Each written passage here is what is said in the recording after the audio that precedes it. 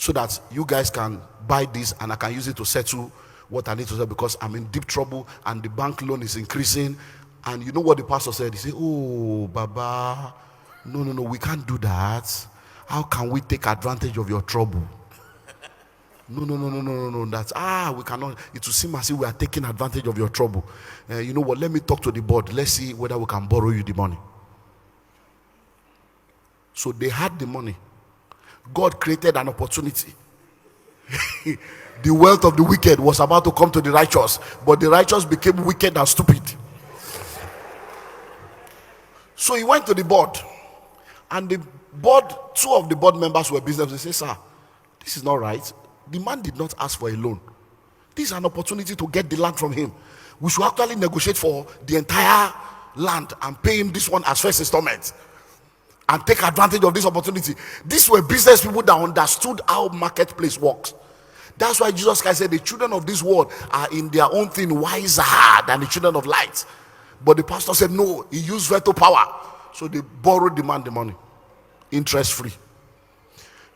The landlord sorted out his problem and paid the church back. Fast forward, 2 years later, the church has grown, multiple services. Now they want to buy land. So they come to the landlord. And the first time he came to them, he wanted to sell the land for 400,000. Now they come to him and they say, oh, Baba, you know that our discussion we had a while back. We are ready now. He said, which discussion? He said, no, you know the land now, you know you wanted to sell that and that we decided to help you, so we want to buy now. He said, sorry, I'm not selling my land. Why should I sell my land? That's my children's inheritance. He said, no, but you know, he said, no, pastor, please don't blackmail me. No. I came to you because I was in trouble. It is what you have that you use to get what you want. I was in trouble, and the only thing I could use to bail myself out was to sell part of my assets. And I came to you to sell land to you. You say you are not buying. Pastor, please, you know pastors don't lie. Did I come to borrow money from you? No. I came to sell. You say you are not buying. You chose to borrow me. Is that not true, sir? You were the one that chose to borrow me. Sir, you are a pastor. I'm a businessman. I'm not a pastor. So I don't have any problem anymore. So why should I sell my land? God gave you an opportunity and you didn't take it. The landlord was the one preaching to the pastor. He said, if at all I want to sell, it will be 2.1 million per plot.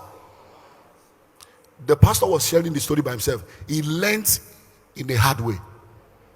So you are looking for money, is hiding an opportunity. Number 4, money hides in gifts, talent, and potential. Money hides in gifts, talent, and potential. I'm going to make 3 statements. They are very important. Note it.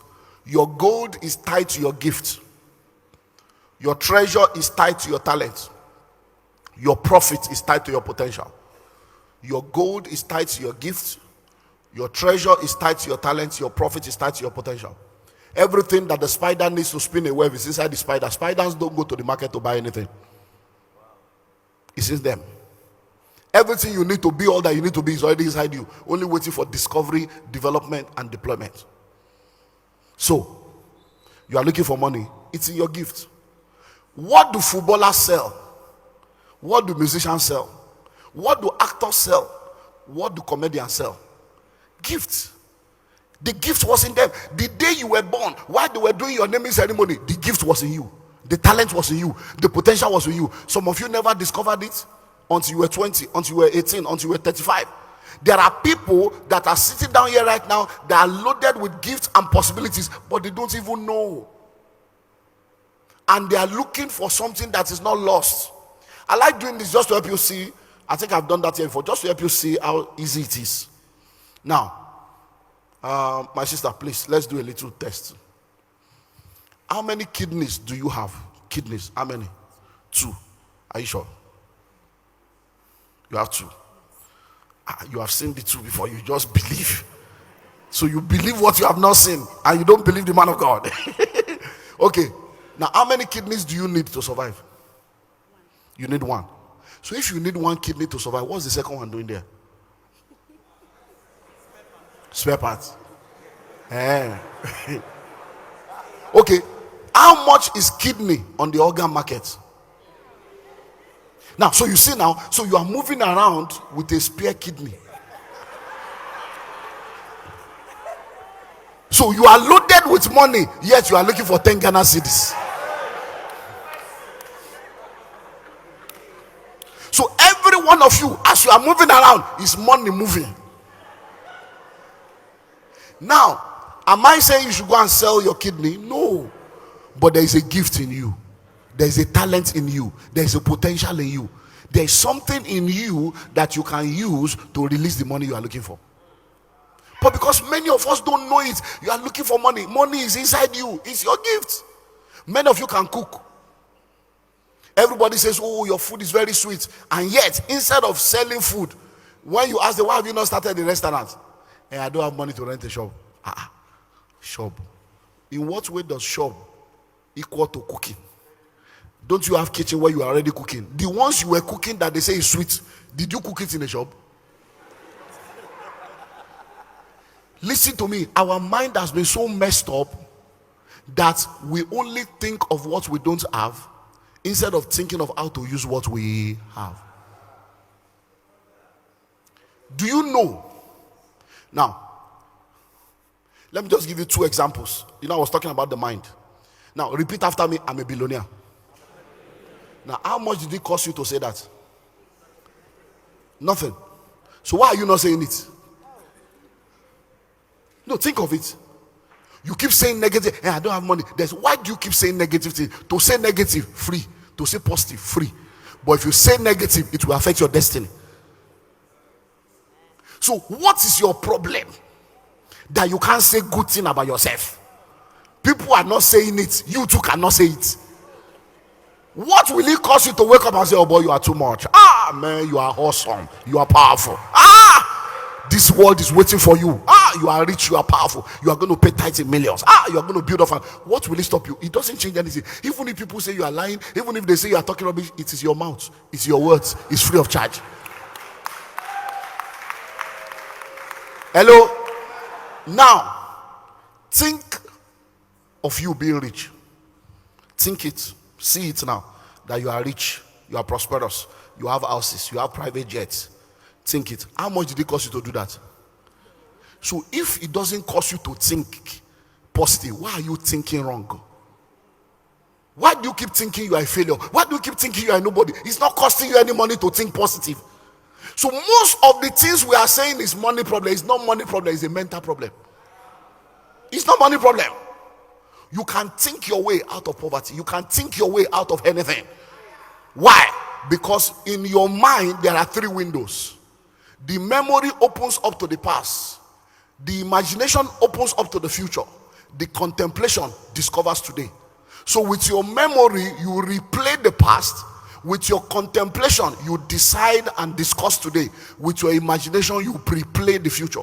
So imagination gives you the ability to visit the future and come back into today to contemplate on how to enter that future.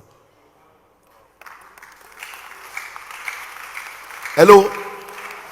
Now, let me do another. I don't know if I've done this here before, but let me do another little research. Let me see your notes, sir. Now, you wrote it, sir, right? Now, can you read what you wrote? Can you read it? Just read. No, sit down, sir. Just read any of the lines. Read what you wrote there. Money hides in problems. Every problem you see is money. So, he has just read it, right? He's the one that wrote it now. So, stay seated. Now, I want you to read the third line. Are you not the one that wrote it? Why can't you read it? Now, listen, are you ready for this? Oh, Jesus, help us.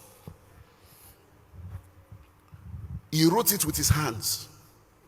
When it was close to him, he could read it because he was reading with his eyes.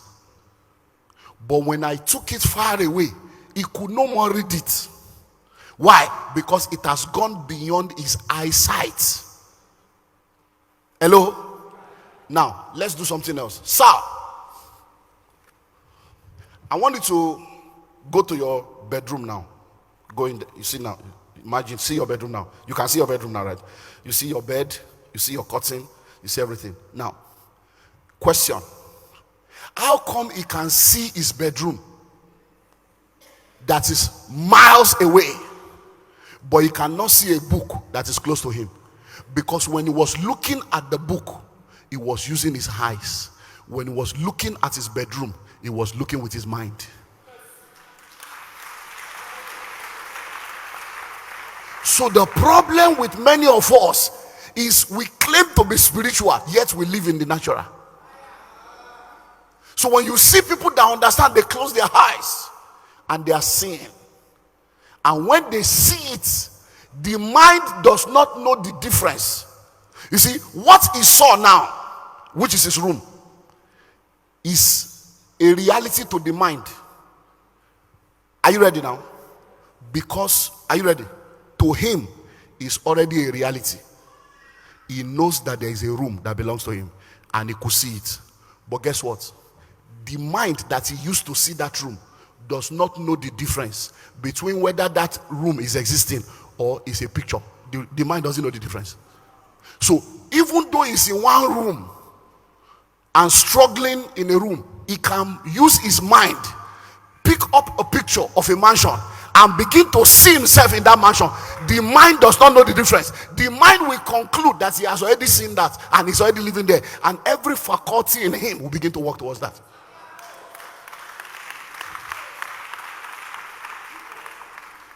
So the problem with Christians is you pray and your mind is not changing. Something is wrong. Because the prayer is supposed to change your mind, change you, before it can change your situation. You can't be praying and studying the word of God and remain the same, because it is renewing your mind. Hello? So money hides where? In your gifts, your talents, your potential. Let me give you two more. Number 5. Money hides in ideas. Ideas. You have heard it said before, right? Ideas rule the world. It's not a slogan. Everything you see existing today was once an idea in the mind of people. I jumped from first session to fourth session. But in the second session, we have the evolution of money. In the third session, we have the definition of money. Under the evolution of money, you will have been able to see how that money is not what you think money is. Because many of us, when we think of money, we think of paper currency. So, okay, so now, so what we have here now are currencies